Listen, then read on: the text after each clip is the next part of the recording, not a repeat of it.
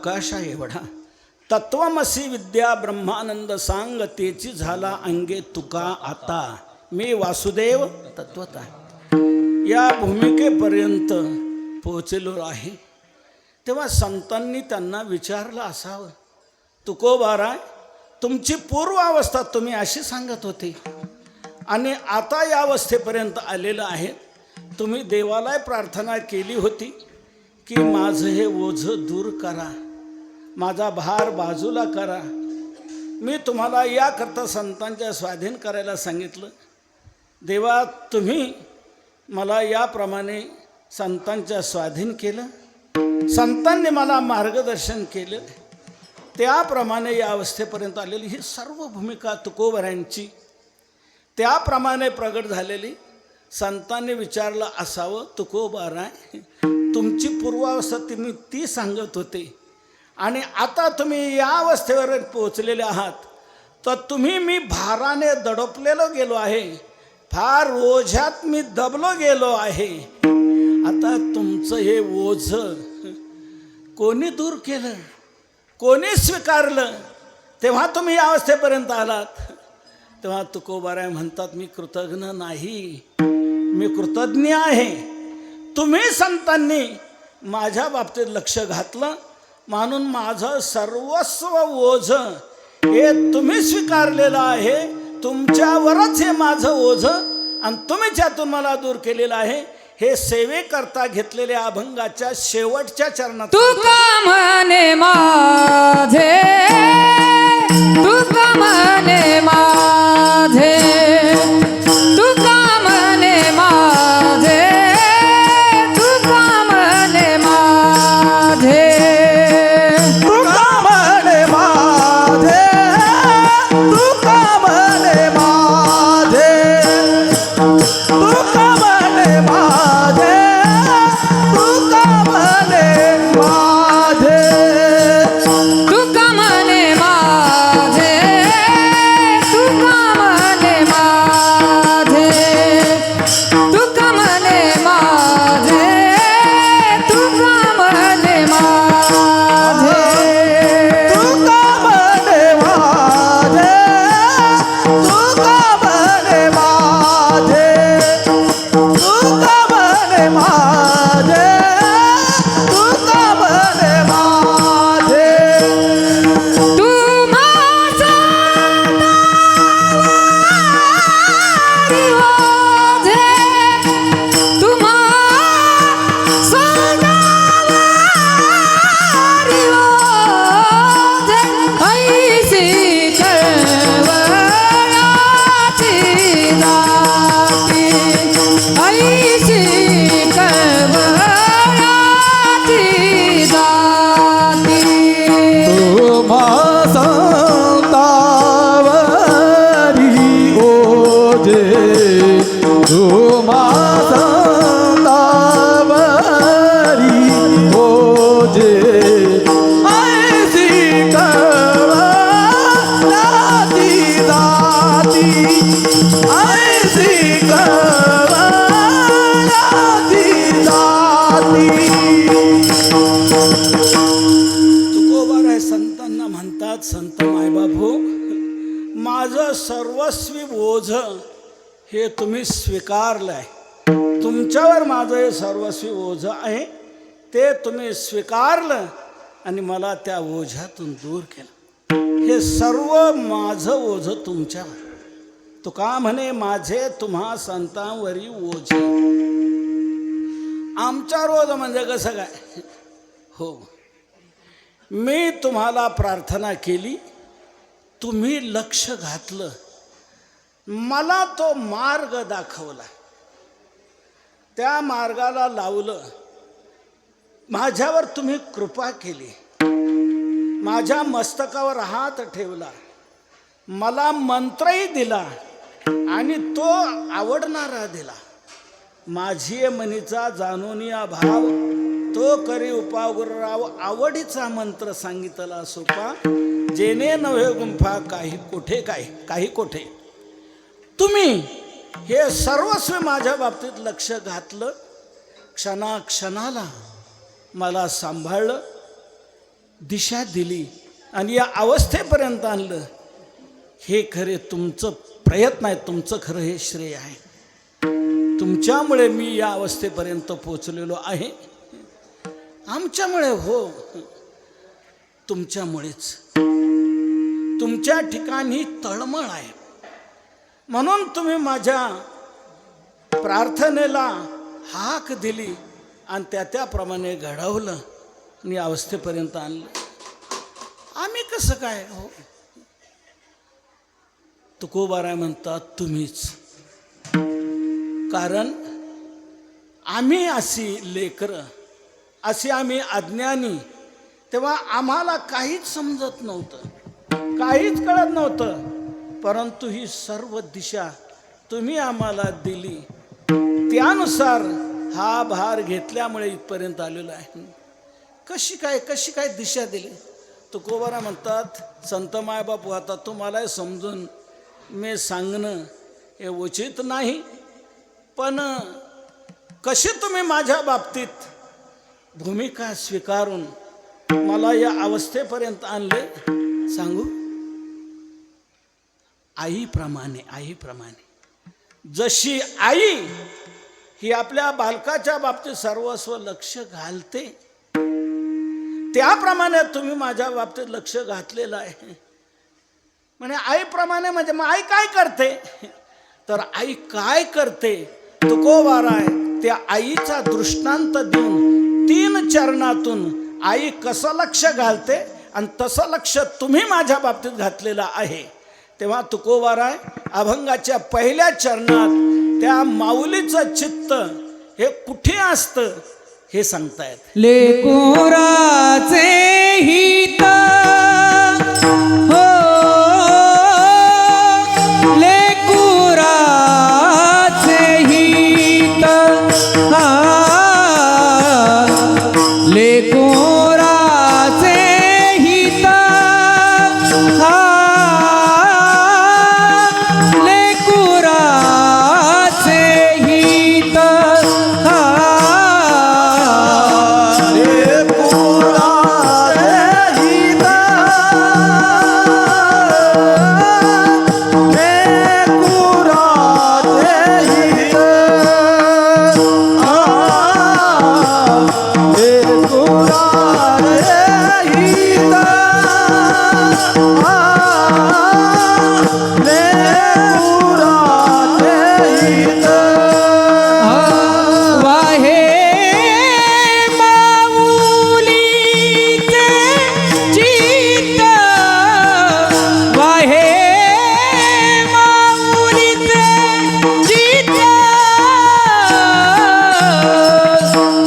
ऐसी कळवळ्याची जाती हो,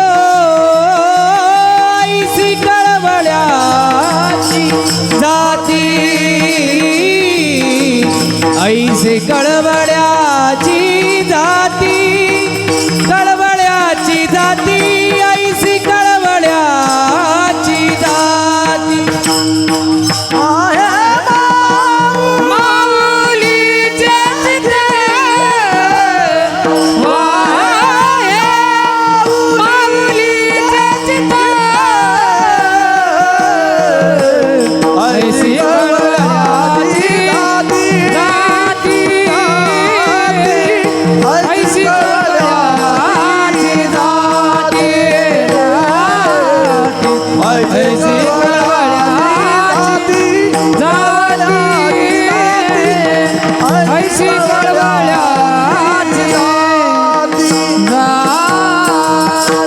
संत मायबाप तुम्ही माझ्या बाबतीत कसं लक्ष घातलेलं आहे?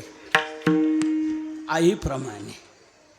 जशी आई आपल्या लेकराच्या बाबतीत लक्ष घालते, लेकुराचे हित वाहे माऊलीचे चित्त, माऊलीचे चित्त लेकुराचे हित वाहे. आईचं चित्त लेकराचं हित वाहण्यात असतं, लेकराचं हित ते सारखं वाहत असतं. वाहे पाठ हा मला बरा वाटतो. काही ठिकाणी जाणे असा पाठ आहे. लेकुराचे हित जाणे माऊलीचे चित्त. तर जाणेपेक्षा वाहे हा पाठ बरा वाटतो.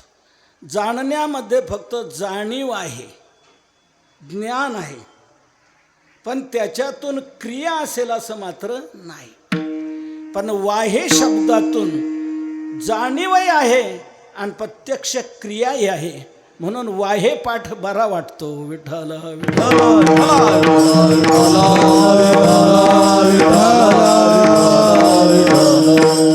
लेकरू असं असतं, त्याला काही कळत नसतं, काहीच कळत नसतं, तेच लेकरू. म्हणून एखाद्या म्हाताऱ्यालाही म्हणतात, तुम्ही काय लेकरासारखं असं करता. म्हाताऱ्यालाही म्हटलं जातं काय लेकरासारखं. लेकरू जे असतं त्याला लेकरू म्हणतात, ज्याला स्वतःला काही करण्याचं कळत नाही. काय खायचं हे कळत नाही, कपडे घालायचे कसे हे कळत नाही, आंघोळ करायची कशी हे कळत नाही, काहीच न कळणं ही अवस्था लेकराची आहे. म्हणून लेकराला ते काही कळत नाही, पण आईला ते सगळं कळतं. म्हणून आई त्या लेकराच्या आंघोळीपासून नव्हे त्याचे दोन्ही प्रयोग पहिले सुरुवातीचे दोन्ही ते सर्व स्वतः करत असते, काढत असते, घाण काढत असते, त्याला व्यवस्थित आंघोळ घालत असते, कपडे घालत असते, काजळ लावत असते, पावडर लावत असते, सर्व काही करते ती आई करते. तुका त्याला म्हणे काही माता वाहे तानुल्याची चिंता, वाहे तानुल्याची चिंता. तुका म्हणे माता वाहे तानुल्याची चिंता, वाहे तानुल्याची चिंता. तुका म्हणे माता वाहे तान्हुल्याची चिंता. माता तान्हुल्याची चिंता वाहे. वाहे पाठ मी जो चांगला म्हणतो तो या दृष्टीने त्या बालकाला काही कळत नसतं. आई ती सर्व चिंता वाहते, म्हणजे स्वतः ती सर्व करते. त्या सर्व क्रिया लेकरा लेववी माता अलंकार, माता अलंकार लेववी, वस्त्र लेववी, सर्व काय करते ती लेकराला. आई ही सर्व करत असते, त्याला काही कळत नाही. बाळ काय जाणे, बाळ काय जाणे जीवन उपाय, माता वाहे भार सर्व त्याचे. बाळ काय जाणतं का, ती आई सर्व ते पाहते, आई ते सर्व जाणते आणि आई सर्व त्याचं करून घेते. बाळ काय जाणे हिताचे उपाय, बाळ काय जाणे हिताचे उपाय, ती आई त्याला सर्व काही करून घेते, खांद्यावर वागवते, कडेवर वागवते. कडिये खांदी वाहे, वाहे कडिये खांदी. आई त्याला कडेवर घेते, खांद्यावर घेते. तहान भूक वाहे कडिये खांदी. बाळ काय जाणे हिताचे उपाय, भूक तहान वाहे कडिये खांदी. भूक वाहे तहान वाहे खगडे खाये खांदी वाहे. सर्व प्रकारे आई ते वाहते, सर्व त्याच्याकडून करून घेते, त्याचं सर्व करते. जशी आई हे सर्व करते आहे. म्हणून लेकुराचे हित वाहे माऊलीचे चित्त. आईच्या चित्तात सर्व व्याप्ती जर कोणाची असेल तर ती बाळकाची आहे. मातेची आहे चित्ती, अवघी बाळकाची व्याप्ती. बाळकाची व्याप्ती त्याच्या चित्तात आहे, तिच्या चित्तात बालकाशिवाय दुसरं काही नाही. ऐसा मातेचा स्वभाव, सूत्र दोरी एक जीव. सर्व चित्तात व्यापून बालक आहे. लोभी मनुष्याच्या अंतःकरणात चित्तात धन आहे. कामी पुरुषाच्या चित्तामध्ये काम आहे. आणि मातेच्या चित्तामध्ये बाळ आहे. तुकोबारा म्हणतात तसं माझ्या चित्तामध्ये राम आहे. लोभी के चित्त धन बैठे, कामिन के चित्त काम, माता के चित्त पूत बैठे, तुका के मन राम. लोभी पुरुषाच्या अंतःकरणामध्ये धन असतं, कामी पुरुषाच्या अंतःकरणामध्ये काम असतो, आईच्या चित्तामध्ये बाल असतं, बालक असतं. म्हणून आईच्या चित्तात सर्व काही कोंदून कोंदून भरलेलं बालक आहे. सारखी ती बालकाच्या हिताची काळजी वाहते. लेकराचे हित वाहे माऊलचे चित्त, लेकराचं हित ती वाहत असते. महाराज, का बरं आई ही लेकराचं हित का वाहते, का असं करते? तुकोबारा म्हणतात तिचा स्वभाव आहे. म्हणे तिचा स्वभाव असा कोणता आहे? तिचा स्वभाव कोणता आहे तो स्वभाव तुकोबारा अभंगाच्या दुसऱ्या चरणात स्पष्ट करतायत. ऐसी कळवळ्याची जाती, ऐसी कळवळ्याची जाती, ऐसी कळवळ्याची जाती, ऐसी कळवळ्याची जाती. करीला भावीन प्रीती, करीला भावीन प्रीती, ऐसी कळवळ्याची जाती, ऐसी कळवळ्याची जाती, ऐसी कळवळ्याची जाती, ऐसी कळवळ्याची जाती. आई त्या लेकराचं हित का वाहते? तुकोबारा म्हणतात आईचा स्वभाव आहे. आईचा असा कसला स्वभाव आहे तर तो कळवळ्याचा आहे. तिच्या ठिकाणी कळवळा आहे. ऐशी कळवळ्याची जाती करी लाभावीन प्रीती, कळवळ्याची प्रीती लाभावीन करी, कळवळ्याची प्रीती लाभावीन करी ऐशी जाती. आईची जात अशी आहे, आईची स्थिती अशी आहे, आईची वृत्ती अशी आहे की कळवळ्याची प्रीती तिच्या ठिकाणी आहे. कळवळ्याची प्रीती, कळवळा जिव्हाळा अंतःकरणात अतिशय जिव्हाळा आहे, तळमळ आहे, अशी ती प्रीती आहे, कळवळ्याची प्रीती. तुका म्हणे माते बाळा कळवळा प्रीतीचा, प्रीतीचा कळवळा. ऐशी कळवळ्याची जाती करी लाभावीन प्रीती. आई सर्वस्वी मुलाच्या बाबतीत कळवळा ठेवून असते. खूप आईच्या अंतःकरणात तो कळवळा असतो.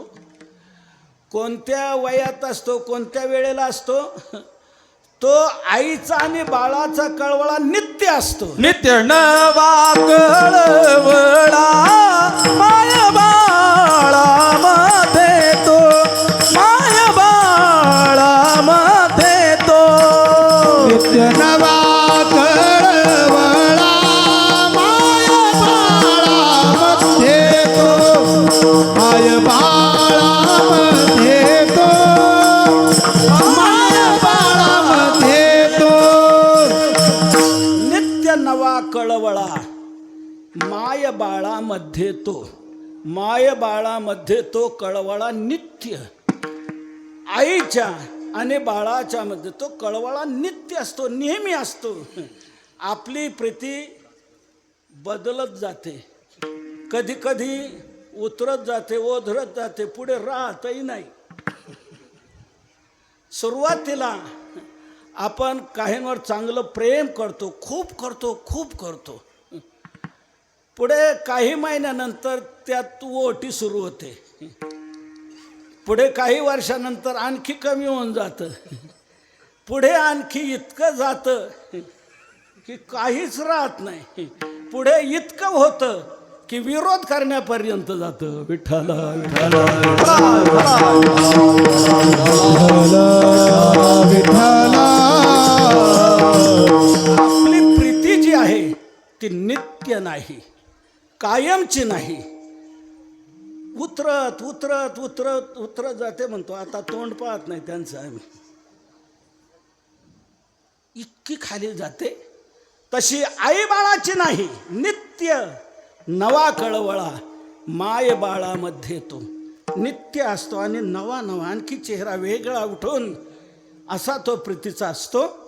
ही अशी कळवळ्याची जाती आईची आहे, कधीच मोठी होत नाही. ती बालकाचं हितच सारखं इच्छित असते. एका बाईला मूल नव्हतं, काय करावं काय करावं. तिच्या मनात एक आलं की कुठं तरी आपण जाऊन एखादं लहान मूल चोरावं आणि आणा. म्हणून ती अशी वेळ पाहून संधी पाहून गेली आणि एक लहान मूल चोरलं. तिने आणलं, त्याचं संगोपन करू लागली. जिचं चोरून आणलं होतं आता तिला काय वाटेल हो. पोरग चोरी गेल्यानंतर अतिशय ती तळमळते, अतिशय कळवळा तिचा वरून येतो आहे. सारखी ती अश्रू गाळत असते. माझं बाळ कोणी नेलं, कुठं असेल, काय करत असेल, त्याचं काय झालं असेल. अतिशय ती व्यथित असते. शोध घेता घेता सापडलं. लक्षात आलं हा मुलगा माझा आहे. ती म्हणते ए कोण आले, तू चोर म्हणते. माझा म्हणते, माझा आहे मुलगा. ते म्हणते माझा, ही म्हणते माझा. आता जिचा खरा होता तिने ते ओळखलेलंच व्यवस्थित. ही म्हणे माझाच आहे, नाही म्हणे माझा आहे. कोर्टात केस गेली. मला जास्त विस्ताराने बोलायचं नाही, शेवटचा मुद्दा मला महत्त्वाचा सांगायचा आहे. न्यायाधीशाने विचारलं बाई तुझा आहे, हो म्हणे माझा आहे. जिचा होता तिला विचारलं तुझा आहे, हो म्हणे माझा आहे. दोन्हीचा कसा होईल व मुलगा एकीचाच असणार ना, दोन्हीचा कसा होईल. ही म्हणते माझा, ती म्हणते माझा. शेवटी न्यायाधीशाने असा निकाल दिला. आता माझा माझा दोघी म्हणता, तर मला आता यातलं कळण्याकरता एकच उपाय आहे, दुसरा उपाय नाही. तेव्हा माझा निकाल असा आहे, मुलगा एक आहे, आई दोन आहेत. तर आपण काय करू, या मुलाचे तुकडे करू, दोन भाग करू. एक हिला देऊ, एक हिला आणि एक तुला. असं म्हटल्यानंतर जिने चोरला होता तिला बोलले तुला कोणता भाग पाहिजे. या दोन भागापैकी उभा चिरल्यानंतर जे दोन भाग होणार, तुला कोणता पाहिजे. म्हणे मला कोणताही चालेल. जिचा खरा होता तिला विचारलं तुला कोणता पाहिजे. ती म्हटले मला माझ्या बाळाचे तुकडे नको, माझा बाळ जिवंत राहायला पाहिजे. भले तिच्याकडे का असेल, ती का सांभाळेना, तिला का होईना, पण माझ्या बाळाचे तुकडे करू नका, मला माझ्या बाळाला मारू नका, तिला असू दे. जिचे पिढे बाळ कानात येचा विकळ, ऐसा मातेचा स्वभाव सूत्र दोरी एक जीव. ऐसा मातेचा स्वभाव सूत्र दोरी एक जीव. जिचे पिढे बाळ कानात येचा विकळ, ऐसा मातेचा स्वभाव सूत्र दोरी एक जीव. ऐसा मातेचा स्वभाव सूत्र दोरी एक जीव. ती न्यायाधीशांना म्हणते माझ्या बाळाचे तुकडे करू नका, माझ्या बाळाला मारू नका, कुठेही तो असावा, जिवंत असावा, बस. न्यायाधीशाने निकाल दिला. जीव बहुत कोमळा व्यालीचा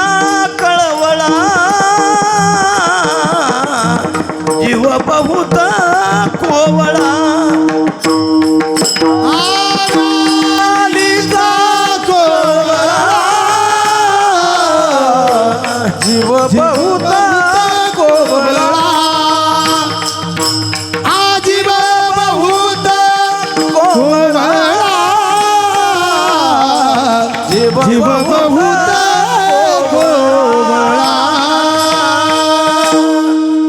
असा आईचा स्वभाव आहे. कळवळ्याची ती प्रीती आहे. कुठे असे का माझा बाळा जगू द्या, माझा बाळ जगू द्या, बस तिला मारू नका. न्यायाधीश मंडळाला खरा हिचाच आहे. जी आई आपल्या बाळाचे तुकडे करू इच्छिते ती आई कसली. माता कापी गळा तेथे कोण राखे बाळा, कोण राखणार आहे. मग आईला आपल्या मुलाला कोणी मारलं तर सहन होत नाही, त्याच्याकडे वाकड्या नजरेने पाहिलं तर सहन होत नाही. आईचा कळवळा प्रीतीचा असा आहे. आई याप्रमाणे प्रीती करते आहे आपल्या बालावर. आणखी काय करते आई, आणखी असं उच्च प्रतीचं करते की सर्वस्व भार ती कसा वाहते आणि ती आणखी काय सहन करते. तुकोबारा अभंगाच्या 3ऱ्या चरणात सांगतात. पोटी भार वाहे वाहे, पोटी भार वाहे, पोटी भार वाहे, पोटी भार वाहे. त्याचे सर्व त्याचे सर्व त्याचे सर्व सोयी साहे, त्याचे सर्व सोयी साहे, त्याचे सर्व सोयी साहे, त्याचे सर्व सोयी साहे. ऐसी कळवळाची जाते, ऐसी कळवळाची जाते. त्याचे सर्वस्व ही, त्याचे सर्वस्व ही, त्याचे सर्वस्व ही आहे. त्याचे सर्वस्व ही आहे, त्याचे सर्वस्व ही आहे, त्याचे सर्वस्व ही आहे. ऐसी कळवळाची जाते, ऐसी कळवळाची जाते. आई आणखी काय करते. तुकोबारा अभंगाच्या 3ऱ्या चरणात ते आणखी स्पष्ट करतात. पोटी भार वाहे, त्याचे सर्वस्वही साहे. त्या बाळाचा भार ते पोटामध्ये वाहते, इतकं त्याला जपते. जेवण काय करावं तेही त्याप्रमाणे सांभाळते. डॉक्टर जसा निर्णय देतील त्याप्रमाणे ती सर्व पथ्य पाळते. माझं बाळ सुरक्षित बाहेर यायला सर्व जबाबदारी ती वाहते. पोटी भार वाहे. जसं आत्मदेव ब्राह्मणाला साधूने सांगितलं होतं, सत्यम शौचम दया दानम एक भुक्तंतु भोजनम वर्षावधी स्त्रिया कार्यम भवेत पुत्रोती निर्मला. अतिशय निर्मल पुत्र होईल त्याकरता या 5 नियमांचं पालन करा. आत्मदेव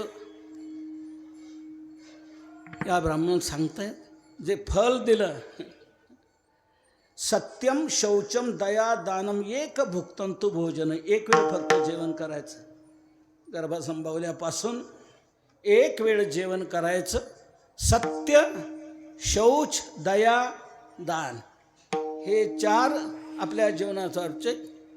एक वेळ भोजन करायचं. अतिशय निर्मल उत्तम असा पुत्र जन्माला येईल. म्हणून चांगला पुत्र जन्माला यावं वाटतं तर ह्या 5 नियमांचं पालन करत जावं. विठ्ठला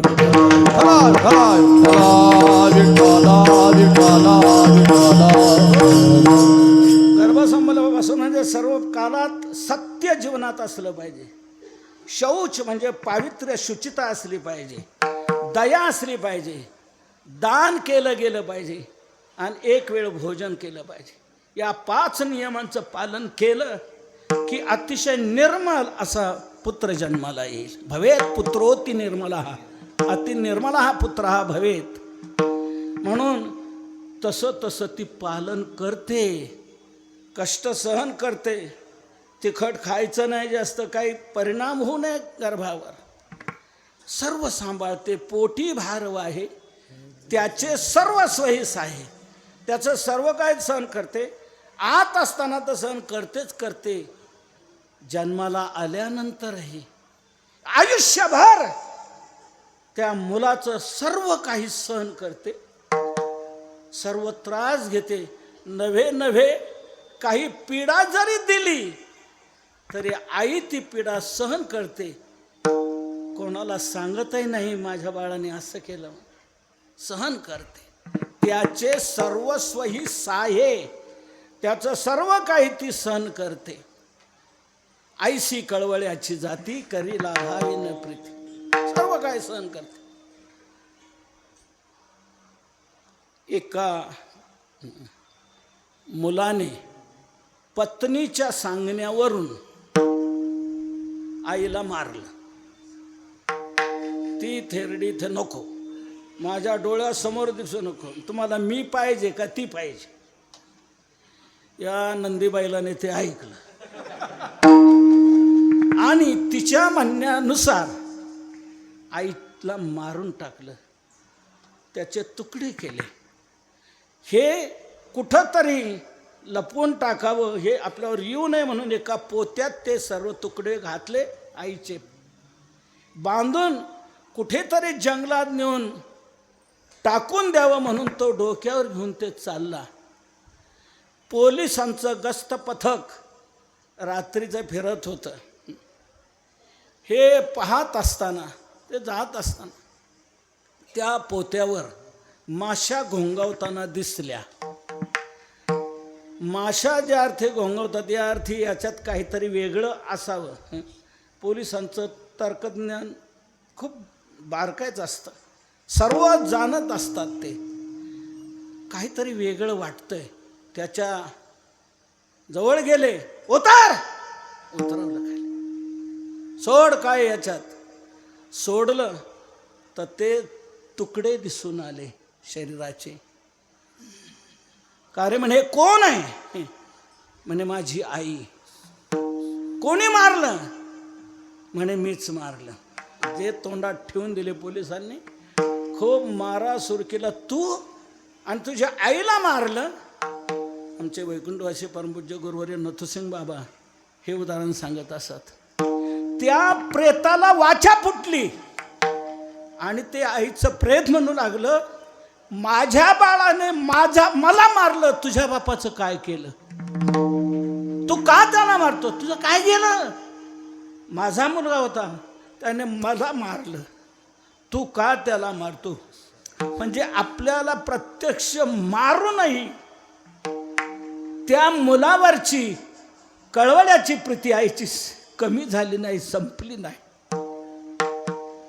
माझ्या बाळाला मारू नका, मारू नका. याला म्हणतात कळवळ्याची प्रीती. ती सर्वस्वी आईची आपल्या लेकराच्या बाबतीत असते. संत मायबापू सांगू का, जशी आईची ही प्रीती आपल्या लेकराविषयी असते, ती सर्व आपल्या लेकराचा भार वाहते. तसं संत मायबापू माझं देखील सर्व ओझ हे तुम्ही वाहिलेलं आहे. अभंगाच्या शेवटच्या चरणात तुकोबाराय सांगतात, तुका म्हणे माझे, तुका म्हणे माझे, तुका म्हणे माझे, तुका म्हणे माझे.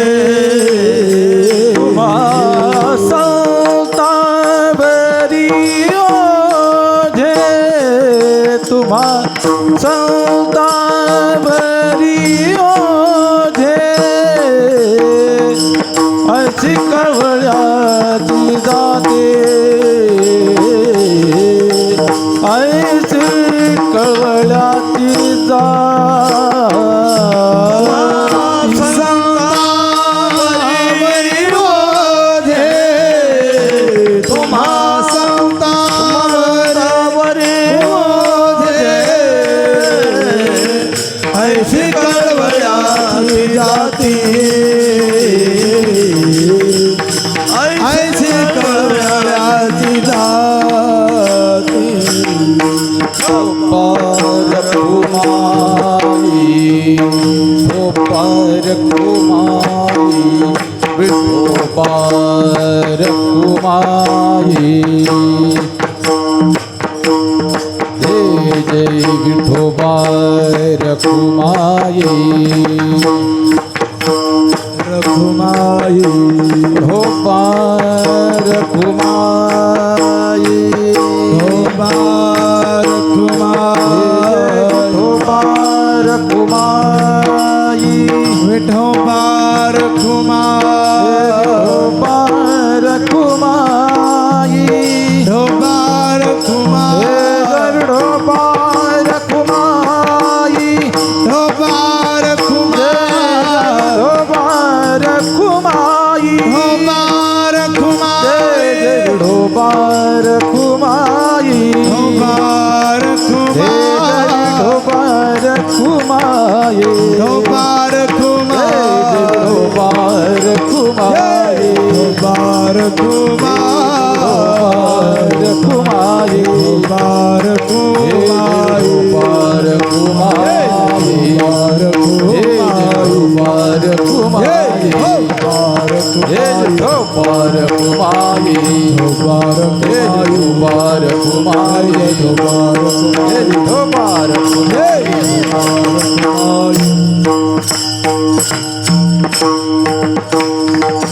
श्री हरिभक्त पारायण भागवत महाराज त्यांना साथ करतील. श्री हरिभक्त पारायण दुरापे महाराज.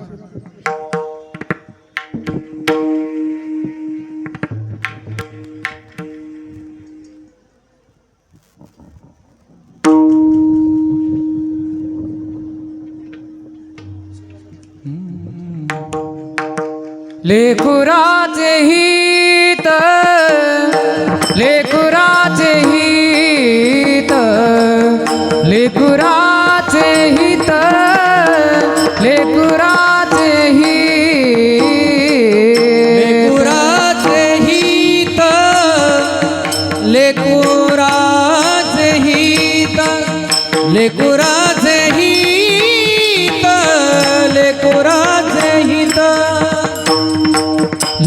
लेकुराचे हित लेकुराचे हित लेकुराचे हित लेकुराचे हित लेकुराचे हित लेकुराचे हित लेकुराचे हित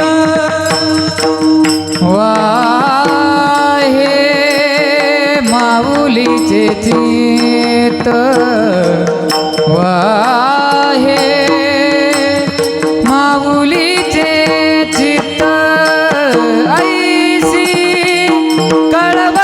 कळवळ्याची जाती ऐसी कळवळ्याची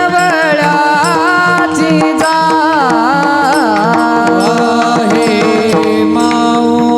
माऊलीचे चित्त वाहे माऊलीचे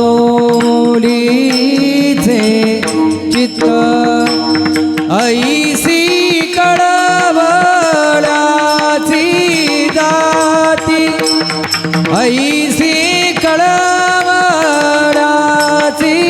जाती करीला भावीन प्रीती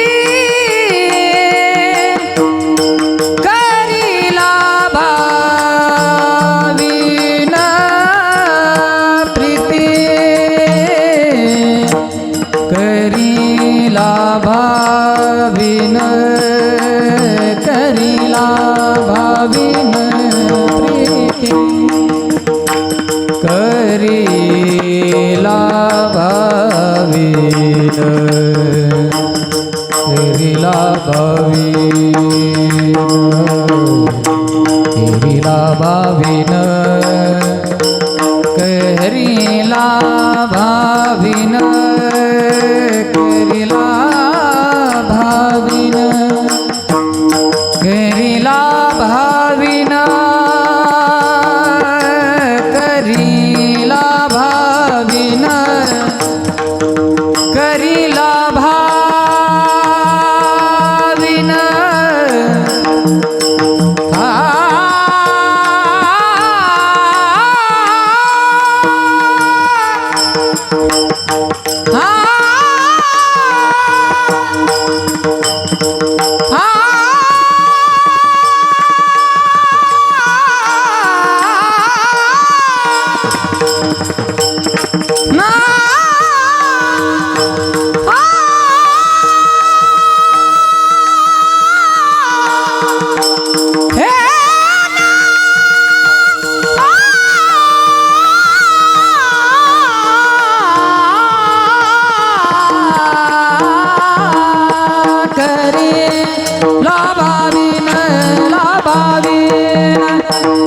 करीला भाविन प्रीती करीला भाविन प्रीती ऐशी कळवळाची जाती ऐशी कळवळाची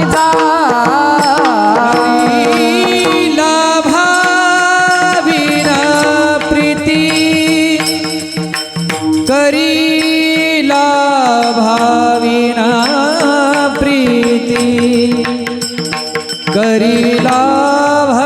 भाविना प्रीती ला भाविना प्रीती ला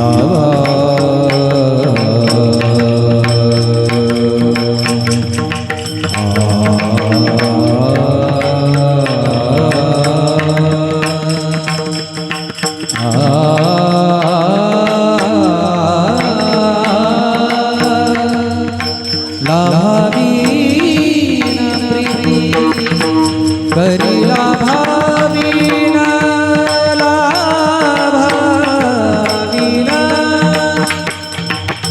करीला भाविना प्रीती ला भाविना प्रीती करीला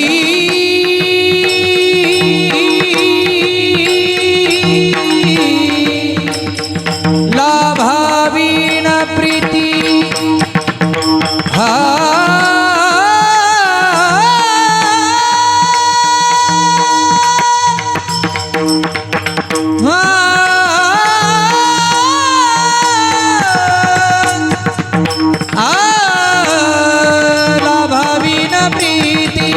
करीला भाविन प्रीती करीला भाविन प्रीती करीला भाविन प्रीती ऐशी कळवळाची जाती ऐशी कळवळाची जाती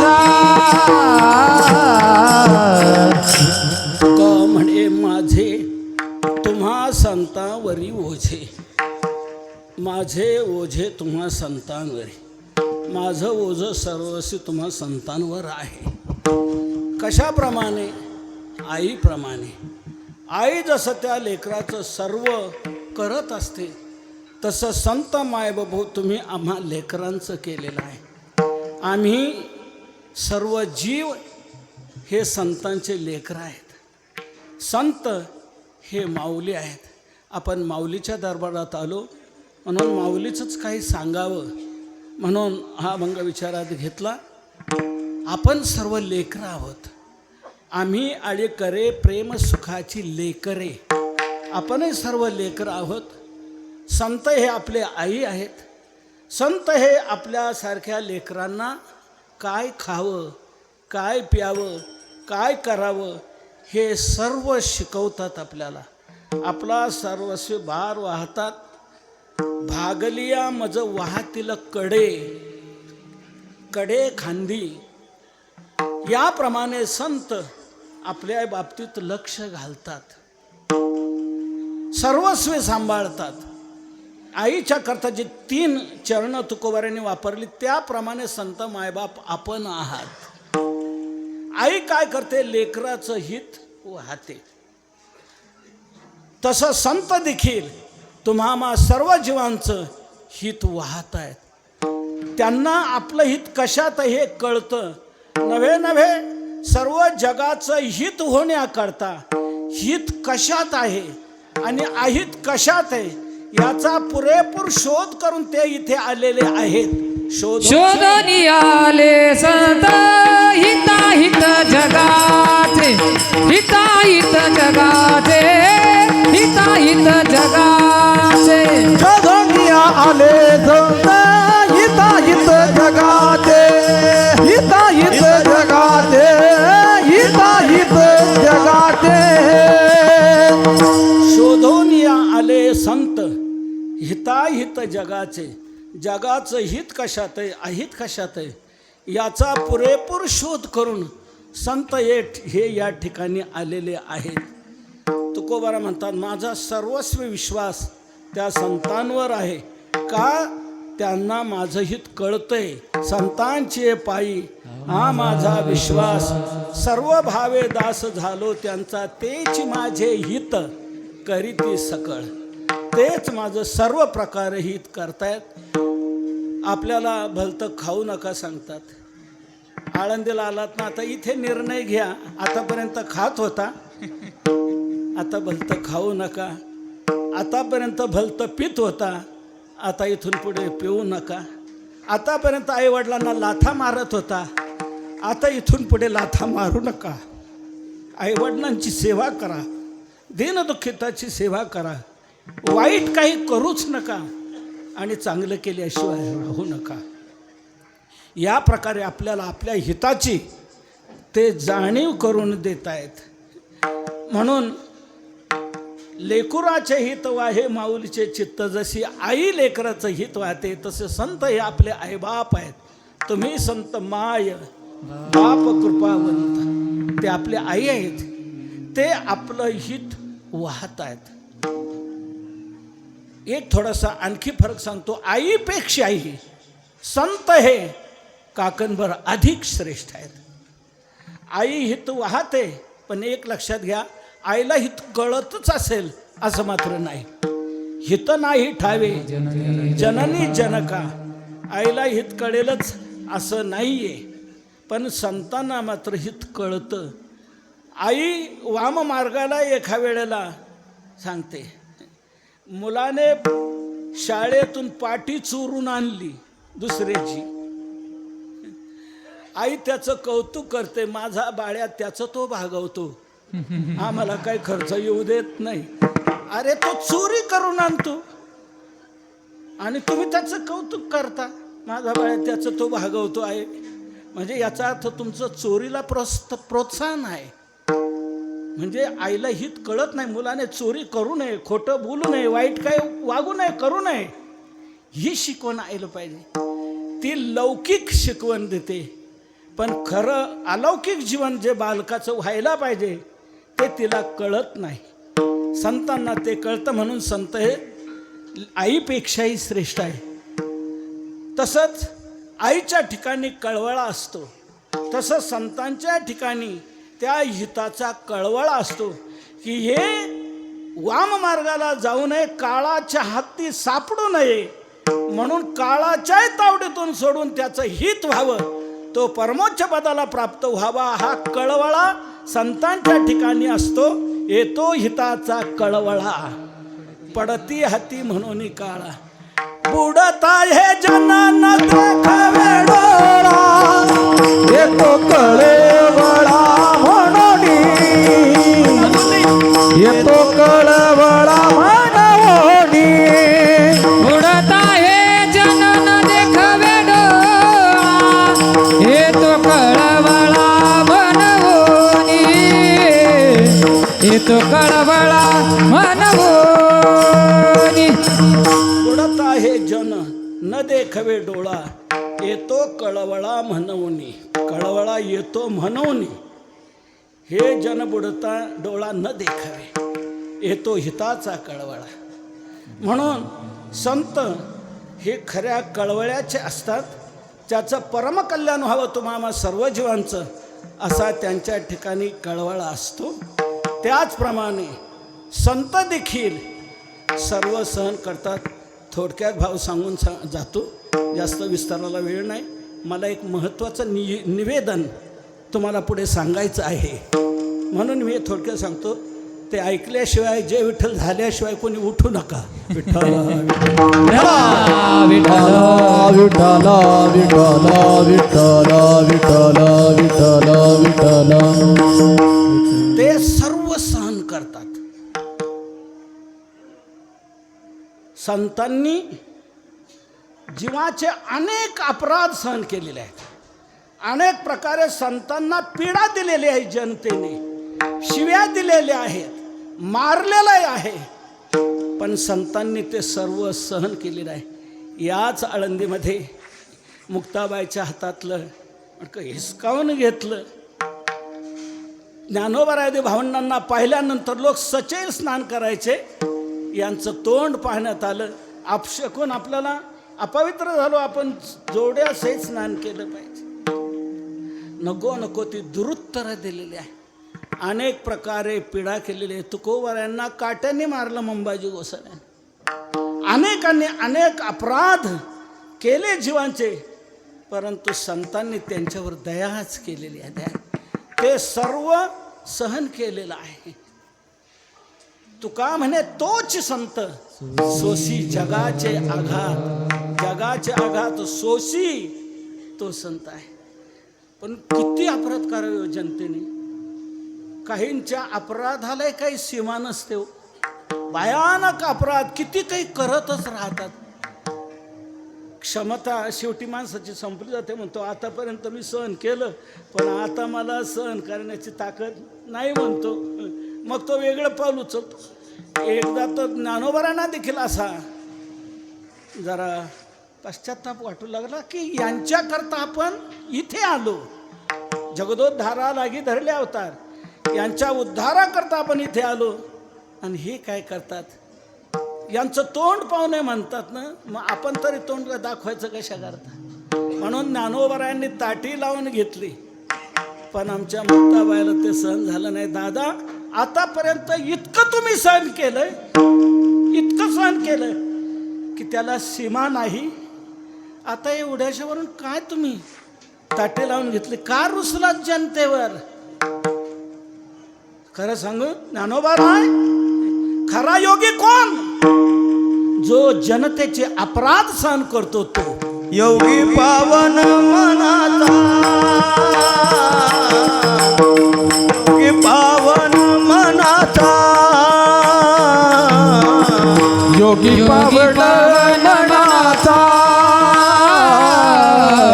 योगी पावन मनाचा. मनाचा अपराध जनाचा साहे. अपराध जनाचा योगी पावन मनाचा साहे. अपराध जनाचा साहे अपराध जनाचा. साहे अपराध जनाचा. योगी पावन मनाचा. योगी पावन मनाचा. योगी पावन मनाचा साये अपराध जनाचा. विश्व रागे झाले वन्नी संती सुखे व्हावे पाणी.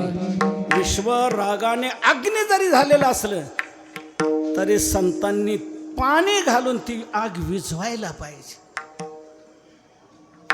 संत हे जनतेचे सर्व अपराध सहन करतात. इतक्या अपराधी लोकांच्या बाबतीत माऊलीचं अंतकरण किती कळवळलं.